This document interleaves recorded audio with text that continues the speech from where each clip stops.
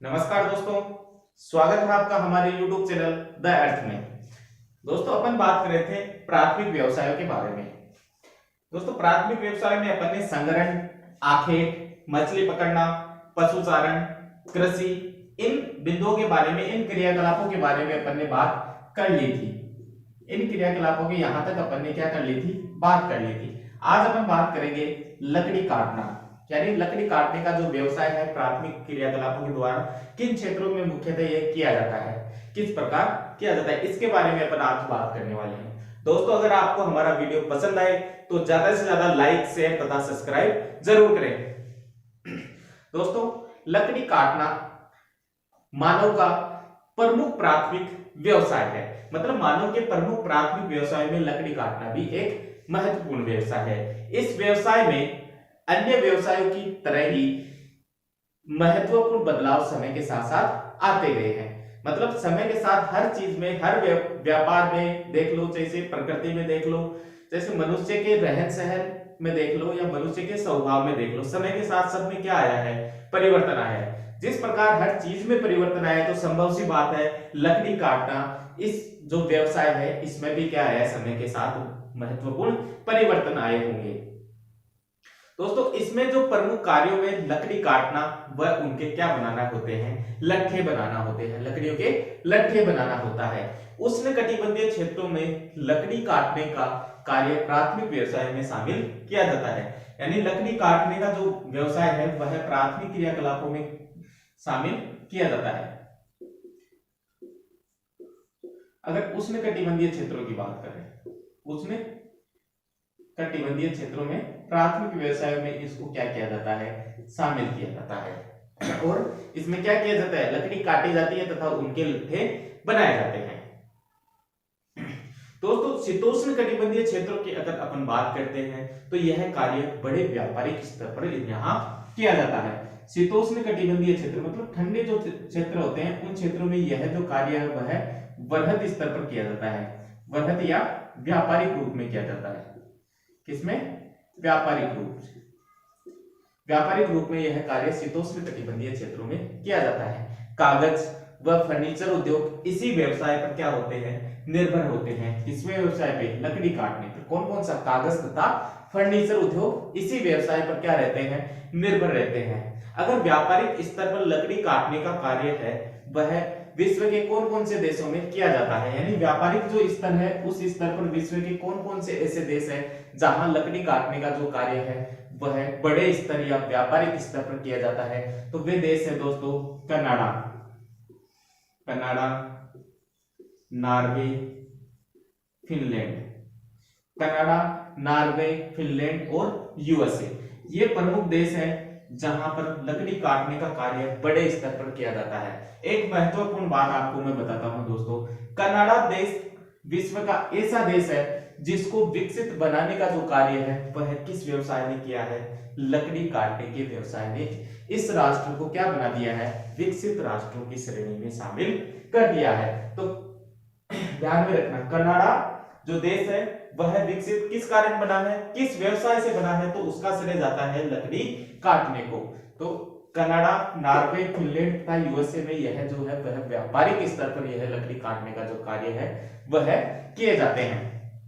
दोस्तों उष्णकटिबंधीय क्षेत्रों में कौन कौन से वृक्ष प्रजातियां जो महत्वपूर्ण है वह बात करते हैं। कौन से क्षेत्रों में, उष्णकटिबंधीय क्षेत्रों में है तो उनमें नाम आता है साल, सागौन, महोगनी और रोजवुड और चीड़। ये पांच वृक्ष है वह प्रमुख रूप से उष्णकटिबंधीय जो वृक्षों के वनों के रूप में शामिल किए जाते हैं। मतलब उष्णकटिबंधीय वनों में साल, सागौन, महोगनी, रोजवुड और चीड़ के जो वृक्ष है वह प्रमुख रूप से मिलते हैं। इनमें अपन चंदन को भी शामिल कर सकते हैं। चंदन का वृक्ष भी मुख्यतः उष्णकटिबंधीय जो प्रमुख वनों के जो वृक्ष है उनमें शामिल किए जाते हैं। तो दोस्तों यह था लकड़ी काटना। यहाँ से एक क्वेश्चन पर आप विशेष तौर पे ध्यान दोगे कि विश्व का कौन सा देश लकड़ी काटने का जो व्यवसाय है उससे विकसित राष्ट्रों की श्रेणी में आया है, तो उसका नाम होगा कनाडा। दोस्तों खनन के ऊपर अंतिम बिंदु है इस पाठ का, खनन। खनन क्या होता है, तो दोस्तों खनिजों को भूगर्भ से बाहर निकालने की जो प्रक्रिया है वह क्या कहलाती है? खनन कहलाती है।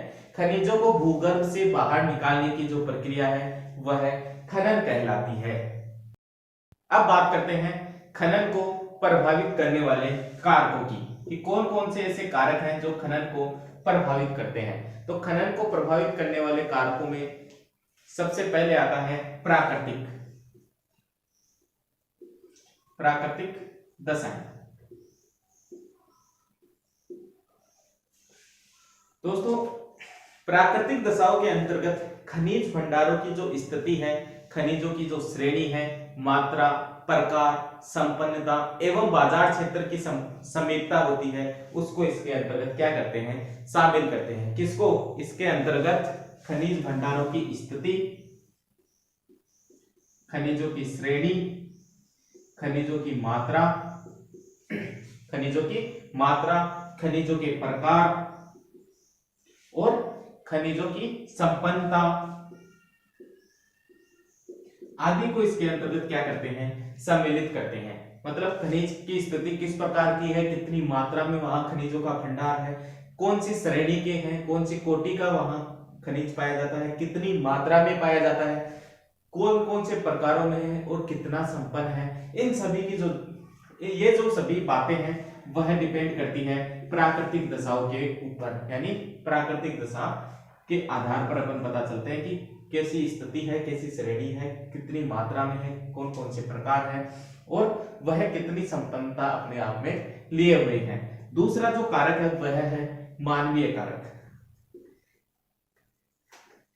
दूसरा जो कारक है वह है मानवीय कारक या मानवीय दशाएं। दोस्तों मानवीय दशाओं के अंतर्गत खनिजों की मांग, यातायात की सुविधा, पूंजी, श्रम, तकनीकी विकास का स्तर, सरकार की नीतियां आदि सभी चीजों को सम्मिलित अपन इसके अंतर्गत करते हैं। यानी खनिजों की मांग कितनी है, यातायात की सुविधाएं कैसी है, पूंजी का जो निवेश है वह कितना है, श्रम की उपलब्धता क्या है, तकनीकी विकास का स्तर क्या है, सरकार की नीतियां क्या है, इन सभी बातों की जो बात करते हैं अपन मानवीय दशाओं के अंतर्गत करते हैं। अब बात करते हैं खनिजों के वर्गीकरण की। खनिजों के वर्गीकरण की खनिजों को मुख्यतः 3 भागों में बांटा गया है। कौन कौन से? धात्विक खनिज, अधात्विक खनिज, धात्विक खनिज, अधात्विक खनिज और तीसरा है ऊर्जा खनिज। इन 3 भागों में खनिजों को बांटा गया है, धात्विक, अधात्विक तथा ऊर्जा खनिज। धात्विक खनिजों को बाद में 2 भागों में अपन ने बांट दिया। कौन कौन से? लौह और अलोह। 2 भागों में इसको अपन खनिजों को बांट दिया। लोहा खनिज कौन कौन से होते हैं? अब कौन कौन से होते हैं? लोहा, निकिल और मैग्नीज। लोहा, निकिल और मैग्नीज, इनको लोह धातु में क्या करते हैं? लोह खनिजों में शामिल करते हैं। अलोह में कौन कौन से आते हैं? तांबा, सीसा, जस्ता, तांबा, सीसा, जस्ता, एल्यूमिनियम, इन सभी को अलोह खनिजों में शामिल किया जाता है। अब बात करते हैं अधात्विक खनिजों की। कौन कौन से होते हैं अधात्विक खनिज? अधात्विक खनिजों में आता है चूना पत्थर, बलुआ पत्थर, चूना पत्थर, बलुआ पत्थर, संगमरमर,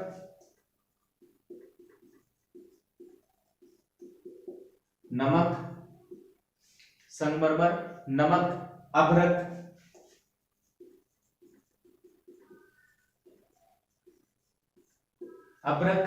जिप्सम, सोना, चांदी, प्लेटिनम,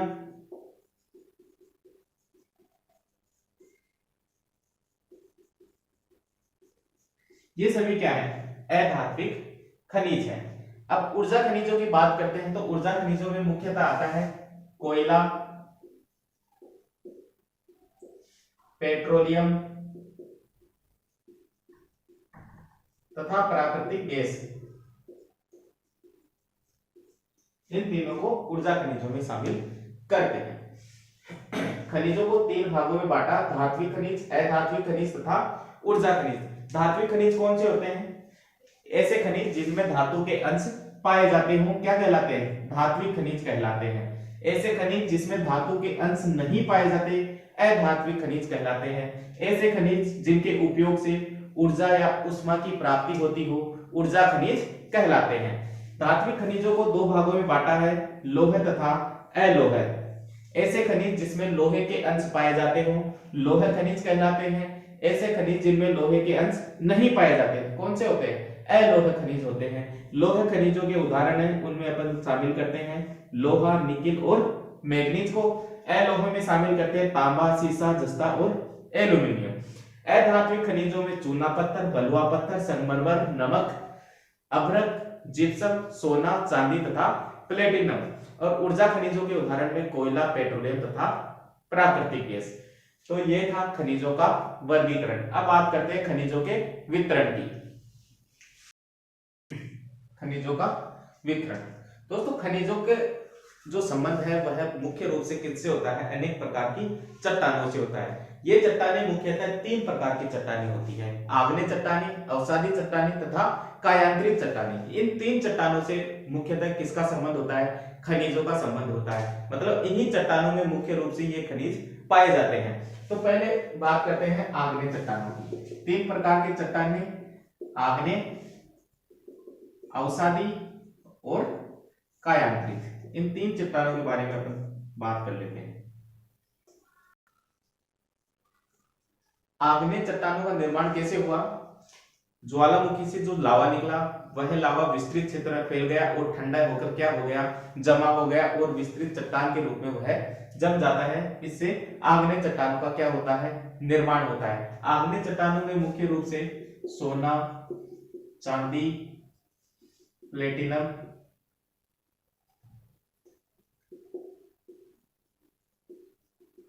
सोना, चांदी, प्लेटिनम, तांबा, जस्ता,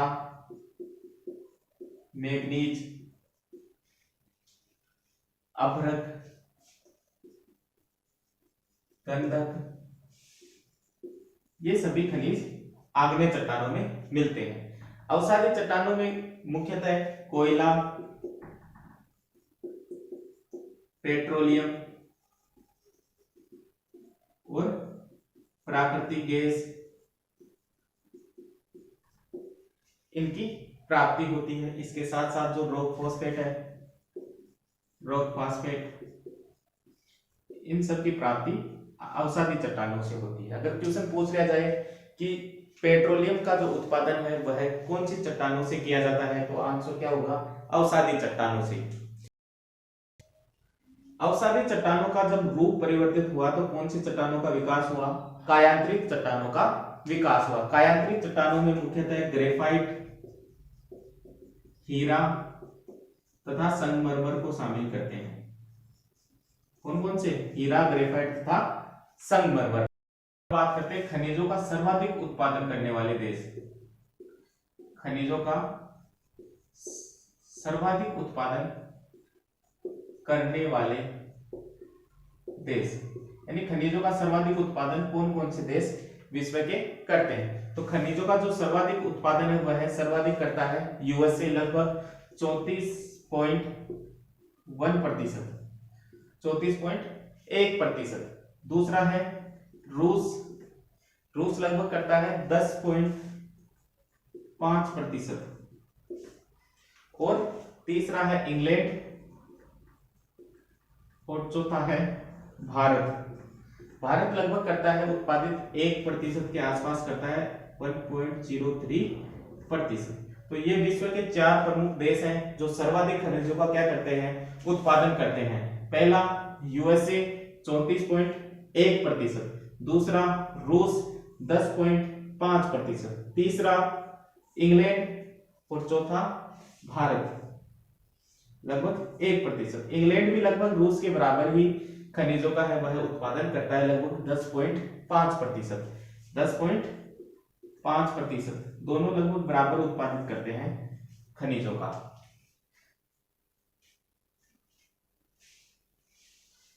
तो हमारा जो चैप्टर था प्राथमिक व्यवसाय वो कंप्लीट होता है। अगर आपको हमारा वीडियो पसंद आए तो ज्यादा से ज्यादा लाइक शेयर तथा सब्सक्राइब करें। धन्यवाद। जय हिंद, जय भारत।